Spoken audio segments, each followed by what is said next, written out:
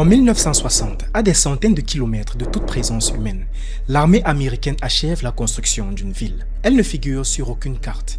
Elle est enfouie sous la calotte glaciaire du Groenland, dans des tranchées creusées à même la glace, sous plusieurs mètres de neige tassée.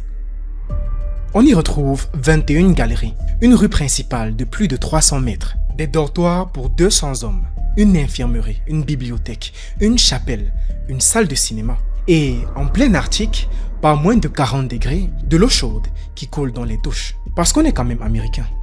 Le lieu porte un nom à la mesure de son ambition. Camp Century, le camp du siècle. Officiellement, c'est une station polaire de recherche scientifique. La presse y est invitée. On y filme même des jeunes scouts venus dans le cadre d'échanges amicaux. Tout dans la communication respire l'innocence. Officieusement, sous le nom de code Iceworm, le ver de glace, le Pentagone projette d'y creuser 4000 km de tunnels mobiles et d'y dissimuler 600 missiles nucléaires pointés sur l'Union soviétique. Invisible, indétectable, impossible à neutraliser. C'était une ville bunker. Le projet a échoué. La glace, vivante, se déformait sans cesse et broyait lentement les galeries. Les militaires comprennent que la base ne tiendra pas. À l'été 1964, les opérations cessent. En 1967, Camp Century est définitivement abandonné. Et le secret restera scellé pendant 30 ans. Il faudra attendre 1997 pour que des chercheurs danois, en exhumant des archives militaires, révèlent enfin ce qui s'était joué sous la glace. Aujourd'hui encore, les déchets radioactifs et les milliers de tonnes de matériaux contaminés et d'eau usée dorment sous la calotte. Et l'on redoute le jour où le réchauffement viendra les exhumer. Comment fait-on vivre 200 hommes et un projet de cette ampleur à des kilomètres de toute ligne électrique sous la calotte la plus hostile du monde? La réponse tient en un objet, un seul, posé au bout d'une galerie. On l'appelait le PM2A, un petit réacteur nucléaire à peine plus grand qu'un autobus. Il a été fabriqué en usine en 18 mois, démonté en pièces détachées, embarqué sur un bateau, tracté sur 220 km de banquise, puis remonté sur place, au cœur de la ville gelée, comme on assemble un meuble en kit. Il aura suffi de 44 kg d'uranium pour remplacer plus d'1 million de litres de fioul. Pendant 3 ans, ce réacteur d'un nouveau genre va chauffer les soldats, alimenter le cinéma et faire tourner les antennes radio de la base. Camp Century a sombré, mais son idée, celle d'un réacteur nucléaire fabriqué en usine, livré en kit, redéployable n'importe où, elle, n'a jamais cessé d'exister dans les têtes. Elle a sommeillé pendant 60 ans. Le monde a continué à construire du nucléaire à l'ancienne, des monuments géants. Puis, ces dernières années, quelque chose s'est remis en mouvement. L'idée est sortie des cartons sous une autre forme, non pas sous la glace du Groenland, mais sur une île tropicale du sud de la Chine, et dans des laboratoires de la Silicon Valley, de Moscou, de Paris-Saclay, de Séoul. Et cette fois, elle ne sert plus à cacher des missiles. Cette technologie porte un nom, les SMR, Small Modular Reactors, petits réacteurs modulaires. Ce que nous allons suivre ensemble, c'est la trajectoire de cette technologie, ce qu'elle est réellement, pourquoi elle redevient possible aujourd'hui après des décennies d'oubli, et pourquoi la Chine, la Russie, les États-Unis et même l'Afrique y voient l'un des terrains les plus disputés de la décennie qui vient. C'est une histoire de physique, mais surtout, c'est une histoire d'influence.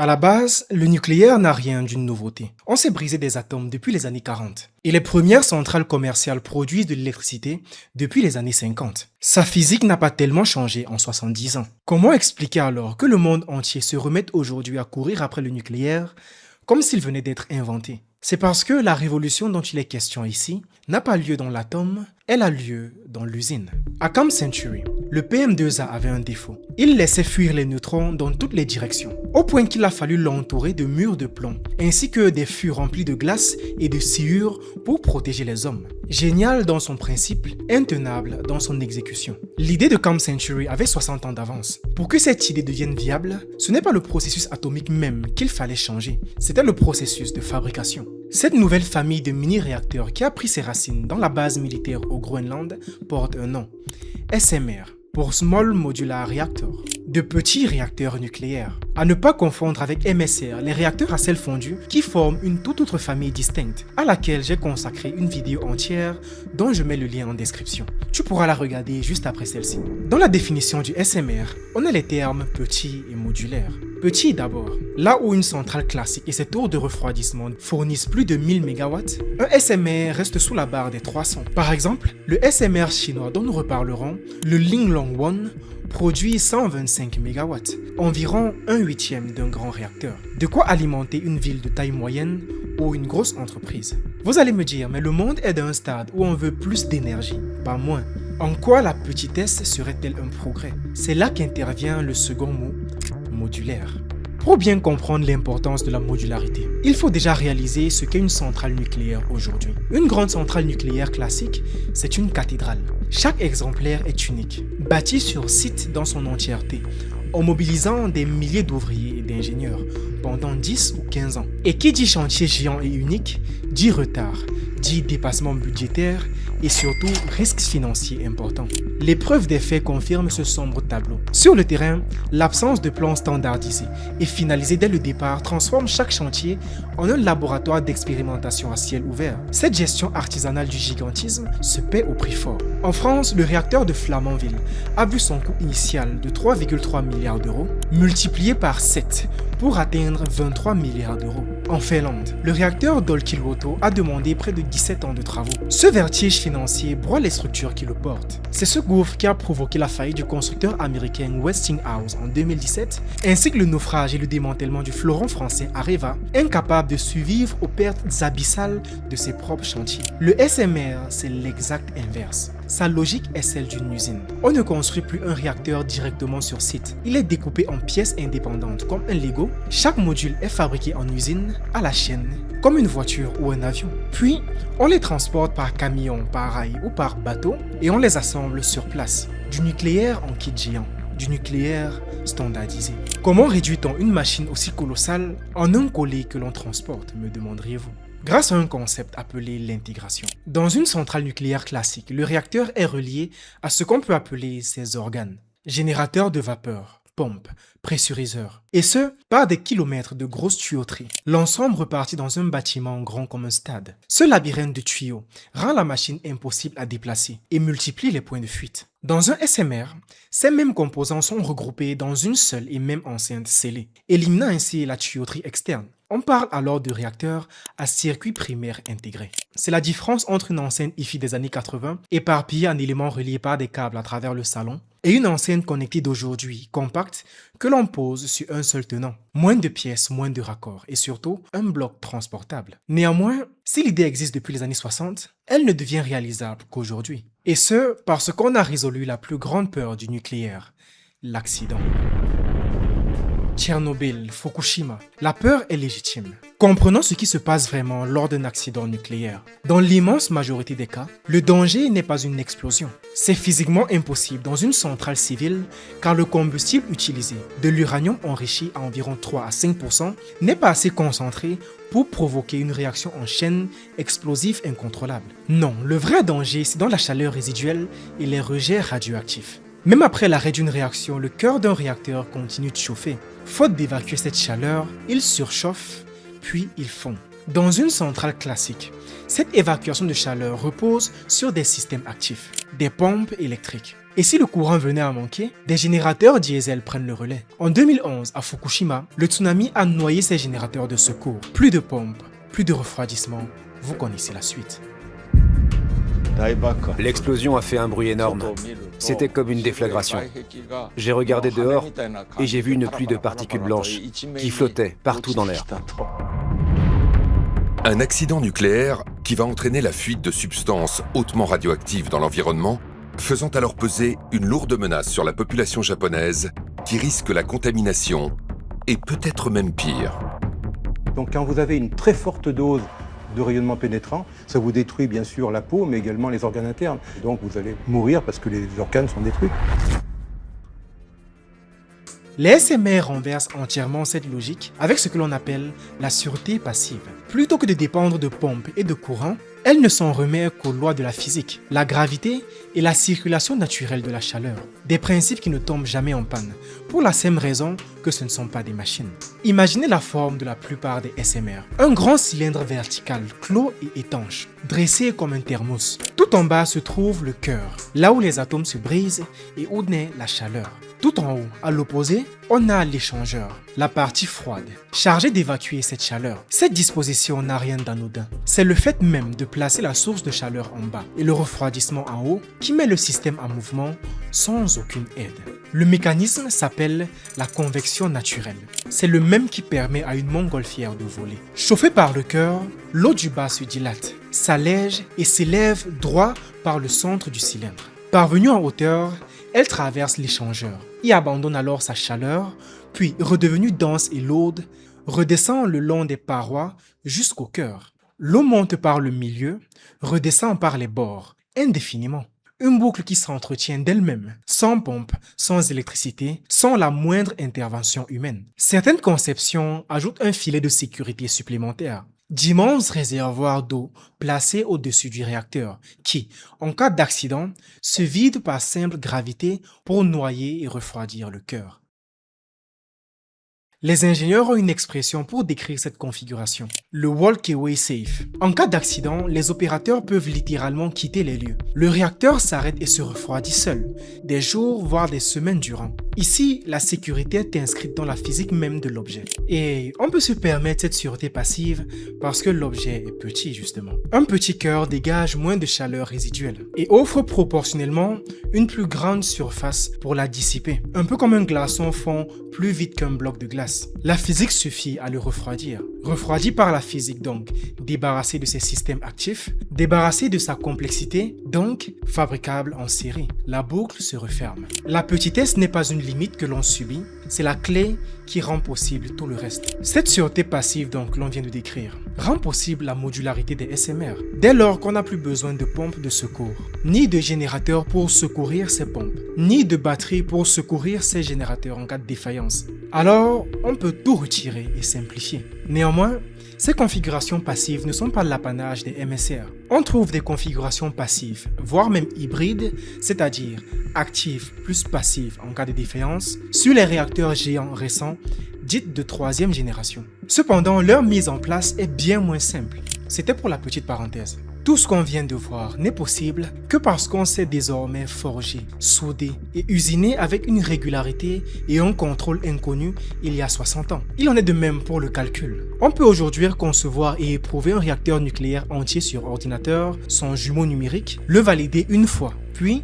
le reproduire à l'identique autant de fois que nécessaire. Pour la précision, il n'existe d'ailleurs pas un seul SMR. Il en existe toute une famille. Une centaine de concepts dans le monde, dont environ 70 qui sont activement développés. Toutes fonctionnent un peu différemment. Les plus avancés et complexes sont ceux refroidis à l'eau qu'on a décrits. Mais il existe des réacteurs à très haute température, apparus pour la première fois en Chine en 2023. Aussi, des réacteurs rapides refroidis au métal liquide, ceux refroidis au sel fondu. Mais le détail ici importe peu. Qu'on soit en France ou en Corée, et quelle que soit la chimie du cœur, le pari est partout le même. Cesser de bâtir des monuments pour enfin fabriquer des produits commercialisables. Et qui dit marché dit compétition et domination. C'est là que la physique cède la place à la géopolitique.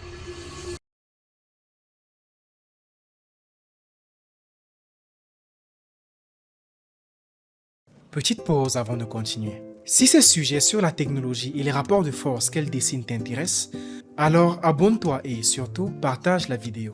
Ça aide énormément. Sur la côte méditerranéenne de la Turquie, à Akkuyu, s'achève en ce moment la première centrale nucléaire du pays. 4 réacteurs, plus de 22 milliards de dollars. Une mise en service attendue dès 2026. Mais le détail qui compte, ce n'est pas la puissance de l'installation, c'est son propriétaire. Car la centrale d'Akkuyu n'appartient pas à la Turquie. Elle appartient à la Russie. Concrètement, l'installation est posée sur le sol turc. Mais elle ne passe à la Turquie à aucun moment.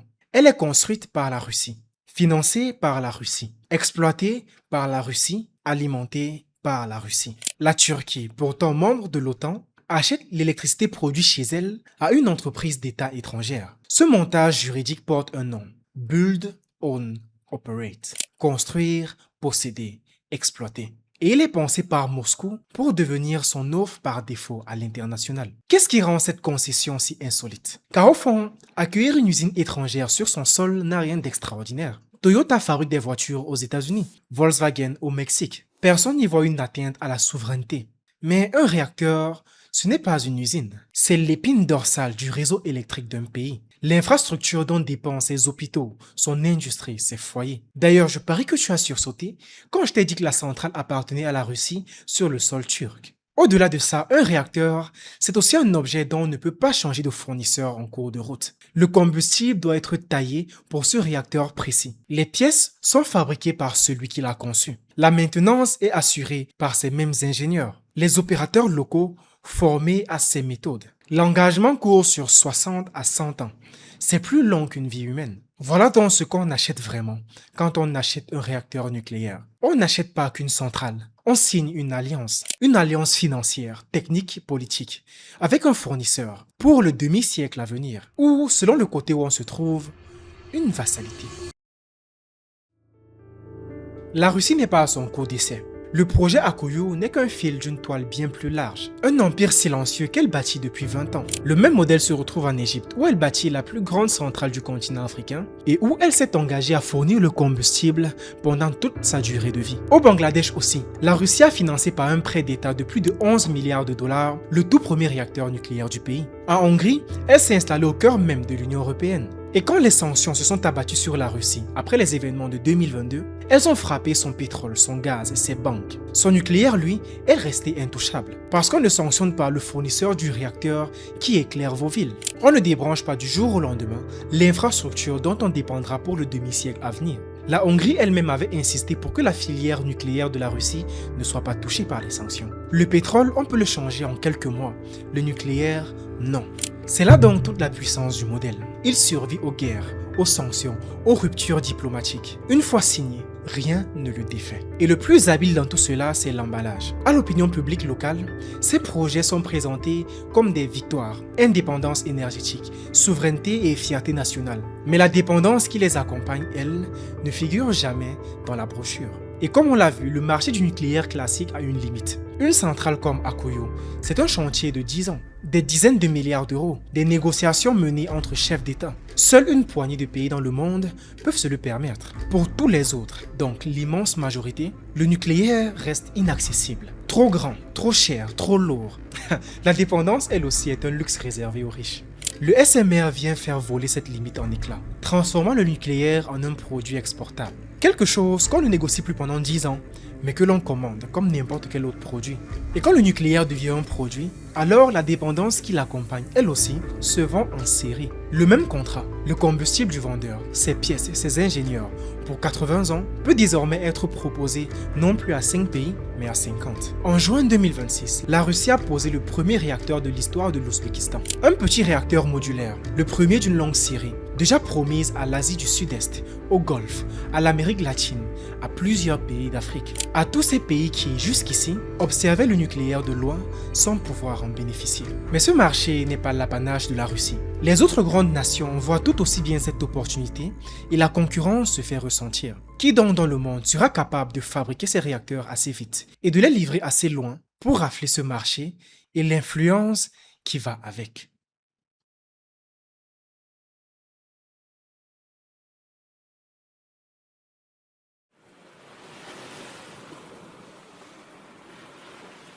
Nous sommes sur une île tropicale du sud de la Chine, à Hainan.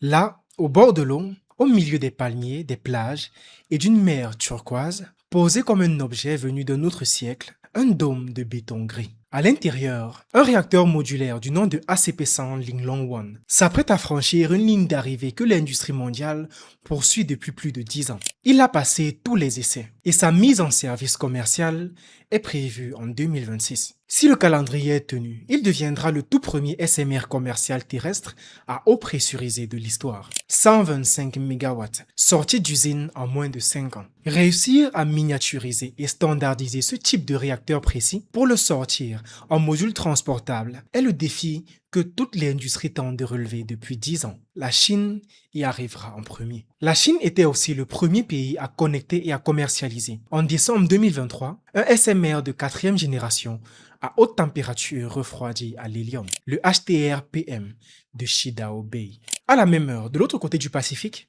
le tableau est tout autre. Le champion américain NuScale détient la seule conception de SMR officiellement approuvée par son régulateur. À première vue, ça ressemble à un avantage. Dans les faits, son projet phare dans l'Utah a été purement et simplement abandonné en 2023, faute de clients et sous le poids de coûts qui avaient explosé. À ce jour, aucun SMR n'est engagé sur le sol américain. Le seul réacteur de la catégorie réellement en construction est une toute petite unité de démonstration nommée Hermes à Oak Ridge dans le Tennessee. La Chine est le pays qui construit le plus de réacteurs au monde. Sa chaîne d'approvisionnement nationale lui permet de mener de front des dizaines de chantiers en réduisant drastiquement les coûts et les délais. L'écart est tel que les analystes estiment l'avance chinoise à 10 voire 15 ans. Oui, 10 à 15 ans, sur une technologie dont l'Amérique détient pourtant les meilleurs brevets du monde et sur laquelle elle a été pionnière. Comment en est-on arrivé là? La Chine ne construit pas plus vite parce qu'elle est douée. Elle va plus vite parce que rien chez elle ne la ralentit. Depuis 2015, Pékin a effacé la frontière entre le civil et le militaire, entre le laboratoire et l'usine, entre la recherche et la défense. Un projet passe de l'un à l'autre sans friction, sans procédure, sans concurrence entre agences. Là où l'Occident délibère, la Chine exécute. Ici, c'est la vitesse et le passage à l'échelle. Par exemple, comme on a eu à le dire précédemment, elle exploite déjà un réacteur avancé à haute température depuis 2023. Et la Chine construit à elle seule près de la moitié des réacteurs en chantier dans le monde actuellement. La Russie, elle, a choisi un autre terrain, singulier et qu'elle occupe seule, le réacteur flottant. Une centrale montée sur une barge, que l'on remorque comme un navire jusqu'à une ville isolée de l'Arctique. Ce n'est pas une fiction, c'est l'Akademie Lomonosov, en service depuis 2020, dans le Grand Nord sibérien. C'est la Russie qui a mis en service le tout premier SMR commercial du monde qui est posé sur l'eau. En Amérique, bien qu'étant première puissance de la recherche et de l'innovation, elle a perdu son muscle industriel depuis les années 70. Rongée par la lourdeur réglementaire, l'hostilité de l'opinion après les accidents et l'envolée des coûts. Elle invente, mais elle ne construit plus. Or, dans l'univers de l'innovation, ce n'est pas celui qui invente en laboratoire qui l'emporte, c'est celui qui livre sur le marché. Et le retard américain ne s'arrête pas à l'absence de chantier. Il descend plus profondément, jusque dans la chaîne d'approvisionnement. Plusieurs réacteurs avancés que développe aujourd'hui l'Amérique ne fonctionnent pas à l'uranium ordinaire. Il leur faut un combustible plus concentré. Un uranium dans lequel la proportion d'atomes fissiles a été augmentée par un procédé long et coûteux d'enrichissement. Ce combustible porte un nom, le HALEU. Et un seul pays à ce jour en produit pour le reste du monde, la Russie, qui détient 100% du marché. Bâtir les réacteurs les plus avancés du monde et en acheter le combustible chez son rival. Quelle ironie! Et le déséquilibre est plus large encore, car de manière générale, au-delà du HALEU, Moscou contrôle près de 40% des capacités mondiales d'enrichissement à l'uranium. Et les États-Unis doivent à la Russie encore près du quart du leur. Au vu de cette situation, Washington a fini par réagir. En 2024, le Congrès vote l'interdiction des importations d'uranium russe. 2,7 milliards de dollars sont débloqués. Des contrats sont passés à des entreprises américaines pour produire enfin ce combustible sur le sol national. Malgré tout, une filière d'enrichissement ne se construit pas en un an. La bataille des SMR ne se joue donc pas seulement sur le réacteur. Elle se joue sur toute la chaîne.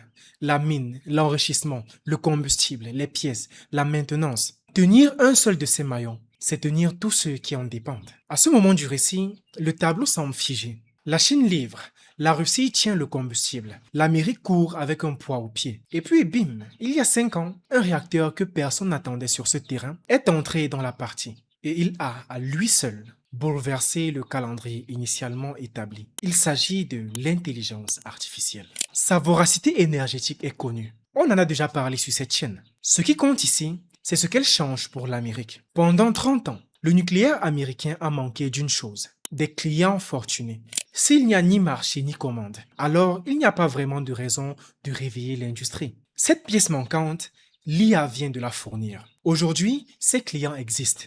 Ces entreprises sont les plus riches de l'histoire du capitalisme. Ils sont pressés et prêts à payer n'importe quel prix pour de l'énergie immédiate. En l'espace d'une année, les géants de la tech ont engagé près de 10 gigawatts de capacité nucléaire. Ils investissent massivement dans l'énergie nécessaire pour faire tourner les data centers d'IA. Microsoft a signé un accord à 16 milliards de dollars pour ouvrir un des réacteurs de 3 Mile Island, le site en Pennsylvanie du plus grave accident nucléaire de l'histoire américaine. Il veut réouvrir non pas celui qui avait fondu en 1979, mais son voisin, arrêté pour des raisons économiques. Si vous voulez une vidéo dédiée à cet accident, comment il s'est produit et pourquoi il a gelé le nucléaire américain pendant 30 ans, dites-le moi en commentaire. C'est une histoire fascinante. Google de son côté a commandé jusqu'à 500 MW de mini-réacteurs. Amazon a investi dans la filière et bâti un campus entier alimenté à l'atome. Meta a lancé un appel d'offres de plusieurs gigawatts de centrales nucléaires. C'est quand même ironique.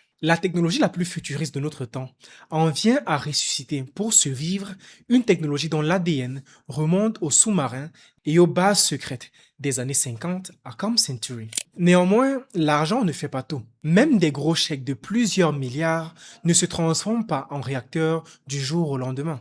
Il faut des usines, des fournisseurs, des ingénieurs formés, des permis. Toute cette chaîne humaine et industrielle que l'industrie américaine a soigneusement démantelée pendant un demi-siècle. Les premiers SMR occidentaux ne sont pas attendus avant 2029, voire 2030. La Chine, elle, est déjà sur la ligne de départ et elle a commencé à imposer ses normes au reste du monde. Voilà donc où nous en sommes à l'heure où on parle. La Chine livre, la Russie tient le carburant et l'Amérique, soudain réveillée par l'argent de l'IA, tente de rattraper en 5 ans ce qu'elle a perdu en 50.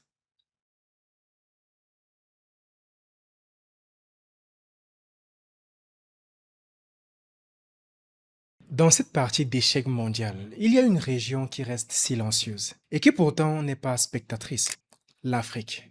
Elle est sur l'échiquier et à double titre. D'abord, comme source de la matière première. Le combustible de tous ces réacteurs, c'est l'uranium. Et l'Afrique fournit environ 14% de la production mondiale. La Namibie figure parmi les premiers producteurs de la planète. Le Niger est un fournisseur historique. L'Afrique du Sud possède même, avec sa centrale de Koeberg, une véritable expérience nucléaire. L'Afrique a une sombre réputation extractive. Pendant des décennies, l'Afrique a exporté le minerai brut, ce que les professionnels appellent le yellow cake, du nom de sa couleur jaune, sans en retenir la valeur. Extrait sur place, enrichi ailleurs, revendu au prix fort. Le scénario, on le connaît. C'est celui du pétrole, du cacao et des terres rares. Pourtant, depuis peu, plusieurs pays cherchent désormais à transformer l'uranium sur place, à monter en gamme et à capter davantage de valeur. La Namibie négocie désormais des contrats où une partie du raffinage doit se faire sur son sol. Le Niger, depuis la création de l'AES en 2023, a renégocié et parfois rompu ses contrats avec le français Orano pour se tourner vers la Russie dans l'idée d'extraire davantage de valeur localement. L'Afrique du Sud, elle, possède des capacités d'enrichissement héritées de l'époque de son ancien programme militaire. Néanmoins, aucun pays d'Afrique à ce jour ne maîtrise la chaîne complète, de l'extraction jusqu'au combustible prêt à l'emploi dans un réacteur. L'enrichissement, le maillon le plus stratégique, reste presque entièrement entre les mains de la Russie, des États-Unis, de la France, de la Grande-Bretagne et de la Chine. Il ne s'agit donc pas à ce stade de la fin de l'extractivisme, mais du début d'une bascule. Pendant des décennies, l'uranium africain était vendu sur un marché où les acheteurs imposaient leur prix. Aujourd'hui, sous l'effet des réacteurs modulaires et de la demande colossale de l'intelligence artificielle, ce sont les acheteurs qui font la queue. Un pays qui possède le minerai peut enfin négocier au lieu de subir. Voilà ce qu'il en est de la matière première. Mais l'Afrique n'est pas seulement fournisseur, elle est aussi cliente et utilisatrice. Et ici, le SMR semble presque taillé pour le continent. Pour comprendre pourquoi, il faut d'abord se demander pourquoi le nucléaire classique n'a presque jamais traversé le Sahara, alors même que le continent produit le combustible. Dans les années 1960, plusieurs pays africains devenus indépendants annoncent des programmes. Au Ghana, Kwame Nkrumah lance dès 1961 un projet de réacteur de recherche à Kwabenya. L'Égypte dialogue avec les soviétiques. Le Nigeria, l'Algérie envoient des étudiants se former à Paris, à Moscou, à Londres. Pourtant, presque partout sur le continent, les chantiers ne sortent jamais de terre.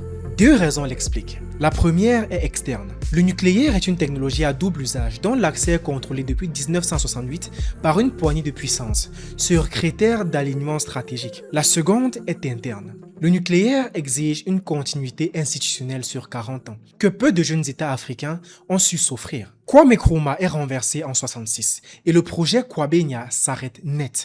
Le scénario se répète ailleurs. Mais ces deux causes ne sont pas indépendantes. Beaucoup de ces instabilités se sont nouées dans un environnement où les anciennes puissances coloniales gardaient un pied dans les capitales. Et chaque interruption politique justifiait en retour la prudence des vendeurs internationaux. Résultat, pendant 60 ans, l'uranium est sorti d'Afrique sans que l'électricité nucléaire n'y entre. La seule exception, c'est l'Afrique du Sud, dirigée alors par un régime d'apartheid que l'Occident considérait comme un allié stratégique. Le club s'est ouvert à Pretoria pour les mêmes raisons qu'il est resté fermé à Lagos, à Accra ou à Alger. Le réacteur modulaire ne supprime pas ce verrou, mais il en change les termes. Petit, standardisé, fabriqué en série, il transforme le nucléaire en un produit d'exportation presque ordinaire, que la Russie, la Chine, les États-Unis se disputent activement. Et quand plusieurs vendeurs se disputent un marché, ce ne sont plus eux qui dictent toutes les conditions. Pour la première fois, un pays africain peut faire jouer la concurrence à condition d'avoir bâti entre-temps l'État capable de négocier et de tenir sur la durée. Et certains pays africains ont déjà commencé à se positionner. Le pays le plus avancé, c'est le Ghana. Il a signé dès 2024 un accord pour déployer des réacteurs américains, ouvert un centre de formation avec l'appui de Washington et ambitionne de devenir un pôle régional pour toute l'Afrique de l'Ouest. Le Kenya a accueilli une école du réacteur modulaire de l'Agence nationale de l'énergie atomique. Le Nigeria, l'Ouganda, la Zambie, le Rwanda mènent tous des études. Ce mouvement a un nom, le saut technologique, ou leapfrogging en anglais. C'est la même logique qui a fait passer l'Afrique du presque rien au réseau téléphonique mobile, sans jamais passer par les lignes téléphoniques fixes. Là, la promesse est du même ordre. Sauter l'ère des grandes centrales nucléaires et adopter d'emblée le nucléaire modulaire. Sur le papier, c'est une promesse vertigineuse. Mais il faut se poser la vraie question. L'Afrique en bénéficiera-t-elle vraiment? Où s'agit-il? Masqué sous un nouveau visage? Du même schéma que l'on connaît depuis 60 ans. La réponse tient entièrement dans la qualité des contrats que les gouvernements signeront. C'est le seul détail qui compte. Bien négocié, c'est-à-dire avec des transferts de compétences, formation locale, contenu local, montée progressive en autonomie. Ces accords sont une chance historique. Énergie propre, industrialisation, emploi qualifié, revenus tirés d'un uranium enfin transformé localement. Une bascule économique dont le continent rêve depuis les indépendances. Mais signé à l'aveugle, en formule clé en main bâclée, dans des dépendances permanentes pour le combustible, les pièces et l'expertise, ces mêmes accords enferment l'Afrique dans ce qu'il faut appeler un néo-extractivisme nucléaire. On creuse l'uranium des pays, on leur revend l'énergie au prix fort. Et l'on attache pour 80 ans encore l'infrastructure la plus stratégique des pays africains à des puissances étrangères. Souvenons-nous de la règle posée plus haut. Qui tient le combustible et la maintenance tient le pays. Pour l'Afrique, cette règle n'est pas une abstraction. C'est l'exercice d'équilibriste auquel on se livre en ce moment même. C'est une question de souveraineté posée dès aujourd'hui. Tout se jouera donc dans la capacité des États africains à exiger les bonnes clauses, à ne pas brader leur souveraineté énergétique contre une promesse d'énergie clé en main. C'est précisément le rôle que doivent jouer des institutions continentales comme la Commission africaine de l'énergie nucléaire avec l'agenda 2063 de l'Union africaine. Permettre de négocier ensemble plutôt qu'en ordre dispersé. Parce que face à des géants comme Rosatom ou CNNC, un État africain seul à la table de négociation pèse peu face à l'asymétrie financière et à la dépendance technologique qu'imposent des contrats de type Build, Own, Operate. Par contre, 20 États africains négociant ensemble, c'est autre chose. Rien n'est donc joué. Ceci n'est ni un cadeau ni un complot. C'est un rapport de force. Et son issue dépendra de cette génération et de la lucidité avec laquelle l'Afrique négociera dans les 10 prochaines années sa place dans cette nouvelle économie.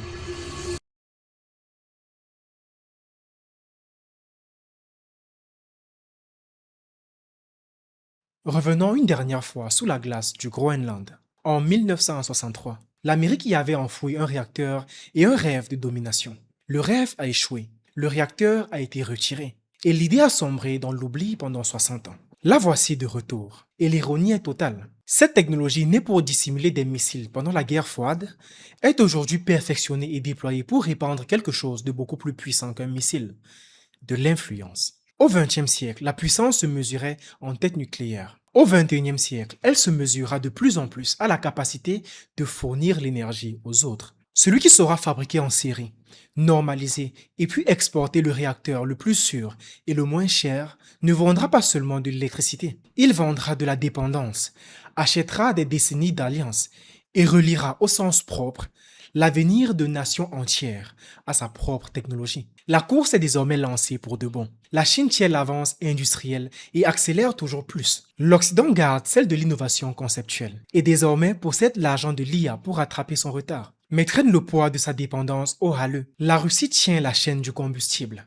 et l'Afrique, assise sur son uranium et sur des réseaux assoiffés d'énergie, peut basculer du côté de l'opportunité ou de celui de la suggestion. Toute cette bataille pour un objet sans relief, une simple boîte, à peine plus grande qu'un immeuble, fabriquée en usine et transportable par la route. Et quand on compare la taille d'un SMR à sa capacité énergétique, ça en est presque vertigineux. Là où une centrale nucléaire classique s'étale sur l'équivalent d'une centaine de terrains de football, le SMR, lui, tient sur un ou deux seulement. Alors, qui de Pékin, de Moscou ou de Washington parviendra le premier à fabriquer ses réacteurs à une échelle suffisante pour en faire un standard mondial? Aucune réponse aujourd'hui. Mais c'est dans cette réponse, qui se construit en silence dans les usines, dans les bureaux d'études que personne ne filme, que se joue une partie de l'équilibre des puissances pour le siècle à venir. Merci d'avoir regardé jusqu'à la fin. Dis en commentaire ce que tu penses des SMR et de leurs enjeux. Pour l'Afrique, est-ce une chance historique ou un nouveau piège? Et selon vous, comment est-ce que l'Occident peut rattraper son retard sur cette technologie disruptive? Je lis tous vos commentaires et ça aide énormément au référencement de la vidéo. Merci à tous ceux qui se sont déjà abonnés à la chaîne. Et si ce n'est pas encore ton cas, eh bien abonne-toi pour ne rien manquer de la suite. Je te dis à la prochaine pour une nouvelle exploration technologique.